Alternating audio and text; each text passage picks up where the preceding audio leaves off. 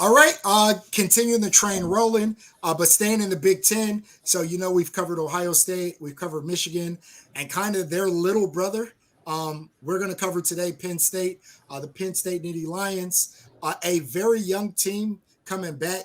If you remember last year, they had the freshman running back kind of explode on the scene, Nick Singleton. He went over 1,000 yards. They actually had two great running backs, both of them freshmen. Katron Allen also over 800 yards rushing. And I think that's really going to be what this team is about. If you don't know, they did pick up a very good receiver in the transfer portal, and Dante Cephas.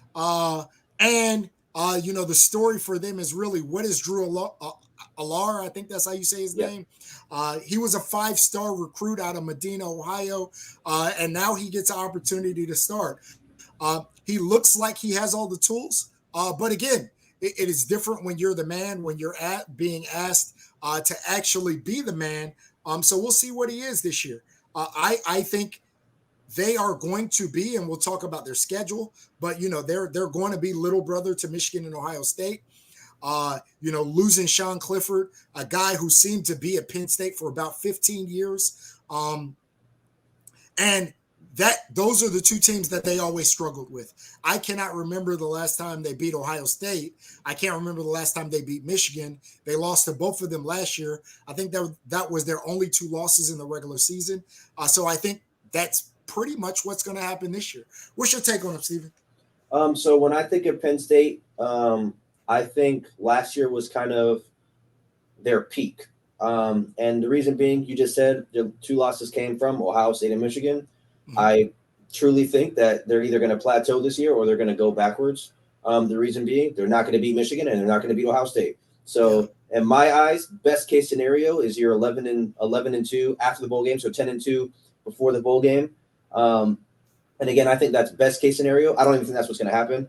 They do have a couple of other tough opponents that I think they could lose games to. I probably think they're going to go like 8-4, 9-3 realistically. Really? Yeah, I mean, losing Sean Clifford and putting in a guy who didn't really play any meaningful football, then losing Joey Porter, losing your best safety, and then you got McLean, the wide receiver from Florida State, as well as the guy you said, I don't know how to pronounce his name, but Cephas. Yeah. So, but you got Malik McLean and Cephas. Yeah, so you got two receivers in the portal. Obviously, like I said, you lost Porter Jr., who was a first-round type pick.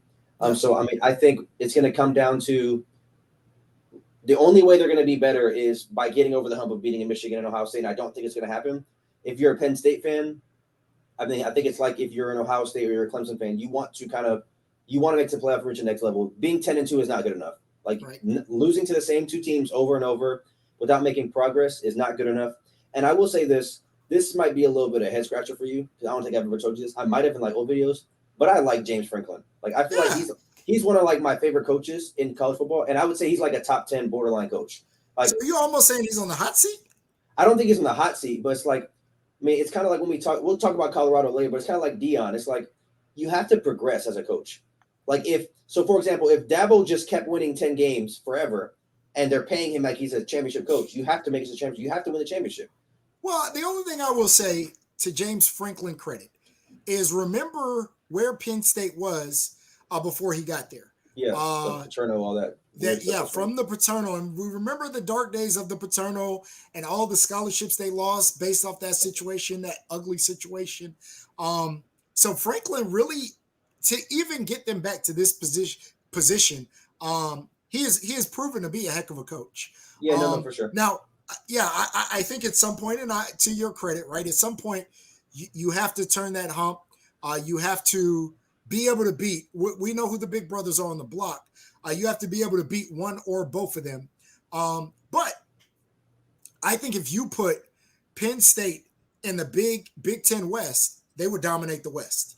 Now, obviously, the unfortunate part for them is Penn State is on the side of the Big Ten with two blue bloods of college football, two teams that are going to be probably, I assume, top 5 all season. So Penn State is probably a somewhere around 10 mark team. They probably do very well against most other college football teams, but you're playing two of the best teams in college football. Again, you hope that Penn State has aspirations of winning a national championship. But I don't think they recruit at the level of Ohio State and Michigan. I don't think they have the skills at the same level as Ohio State and Michigan. You got to love that backfield. I think they have a lot coming back in the backfield. And like I said, you got to love Drew. I think he has the potential to be a guy. But, to Steven's point, I don't think they're ready to beat Ohio State or Michigan.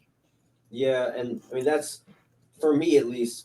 I just feel like if I'm a fan of a team and every year I'm losing to the same teams, like I get that it's a top 5 team. I understand that. But I think, like I said, as a fan of a team, it's just gonna get old. Like just seeing a team constantly losing, it's like you want to make steps forward. I personally think they're gonna go backwards this year, having a new quarterback, a new younger quarterback, losing the pieces on defense. So I personally think they're going to go backwards. Again, like I said, they're playing Ohio State. Let me pull up their schedule for you guys. So they're playing Ohio State. They're playing what Michigan. other games besides Ohio State and Michigan? Because you said 8-4. So, I mean, I think realistically they could lose to Illinois. I think that's going to be a good game. I think the West Virginia game could be decent, with it being the first game for the new quarterback. I think that game could be decent. I probably still have them winning, but I think that game could be decent. Like I said, Illinois, Ohio State. The Maryland game could even be decent. Michigan State. I think any of those games. I don't see Penn State dominating Michigan State, West Virginia, Illinois, or I mean they might dominate Maryland, but like those 3 teams, I don't see it. And I think Ohio State and Michigan are pretty much guaranteed losses at this point. Now I'd like to see them beat one of them because that would be cool, but I just don't see it happening. I mean, I'll be honest. Looking at the schedule, I have them going 10-2. I think Singleton is legit. I think Allen is legit. I think Drew Allar, however you say his name, I think he is going to be a good quarterback. Now, again, that may take a minute, but I like what they have at receiver. And again, I think it's going to be a little bit before it all comes together. But by the time they get to games that I think you have to be concerned with, Iowa's always tough.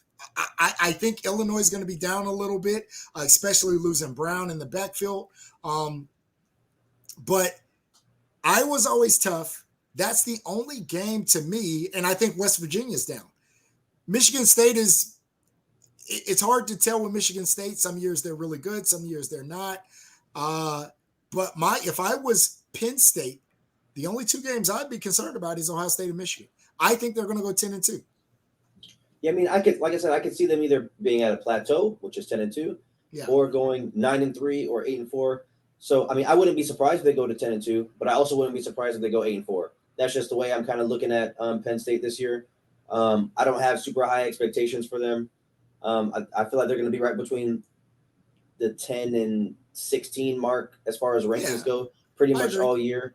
I kind of compare them a little bit to like LSU. Like I feel like I look at them the same. Like LSU's a really good team, but I just think the teams that are around them, like the Alabamas and stuff like that, they're going to reach a peak. And I get LSU beat them last year. I feel like that was an anomaly. I don't think that's going to happen again. But I think same thing. Like they're going to be right around the 10-16 mark. Going to be a tough outing for any team in college football. But at the end of the day, like I feel like they've reached their peak, and I think that's 10-2. I think 10-2 is ultimately where their line is drawn. Yeah, I want to say this is not an easy win, right? I think as Ohio State, we talked about Ohio State's schedule. We talked about Michigan's schedule.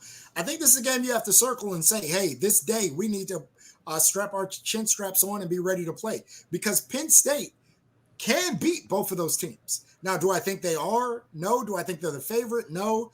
But would it be like the biggest shock in the world if they did? No. I think they have the talent to beat either one of those teams.